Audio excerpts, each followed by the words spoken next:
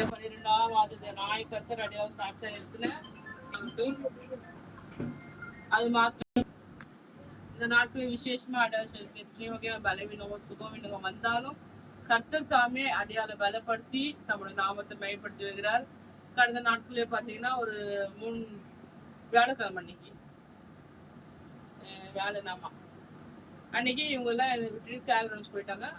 அன்னைக்கு பாத்தீங்கன்னா வாஷ்ரூம் போயிட்டு வந்து இப்படித்தான் சேர்ல உட்காந்தா மேல் மூச்சு மேல கீழ் மூச்சு கீழே நின்று போச்சு. மூச்சு விடுறது ரொம்ப கஷ்டமா இருந்தது. அதுக்கப்புறம் நான் ஃபோன் பண்றேன், 1/2 மணி நேரமா பாஸ்டர் ஃபோன் பண்றேன், ஜபா ஃபோன் பண்றேன், ஜாக்சன் ஃபோன் பண்றேன், தனபக்து அண்ணாதுரைக்கு ஜாக்சன் சாலுமன் ஜபாவோட ஃபோன் பண்ணேன். ஆனா 1/2 மணி நேரம் யாருக்கும் ஃபோன் போகல.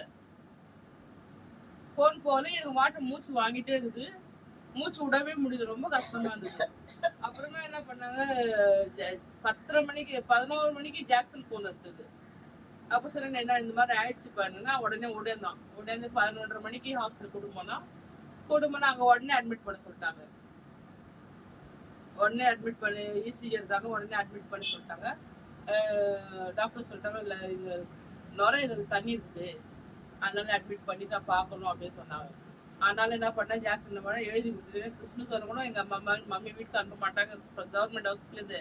அதனால எழுதி கொடுத்துட்டு வீட்டுக்கு கூட்டிட்டு வந்து இங்கே பக்கத்தில் ஒரு 24 ஹாஸ்பிட்டலில் கொண்டு போயிட்டு அங்கே என்ன பண்ணாங்க, நரம்புல ஊசி போட்டு மூக்கு புகை கொடுத்தாங்க. அதுக்கப்புறம் பரவாயில்ல. ஆனால் கர்த்தர் கிருபைனால இந்த சளியானது வயசாகுது, ஆனாலும் அது எப்படின்னு தெரியல. நான் இதுல தண்ணி இல்லாம வெளியில வர மாட்டேது. அந்த சளின்றது வெளியே இருமல் வருது, சளி வெளியே வர மாட்டேது.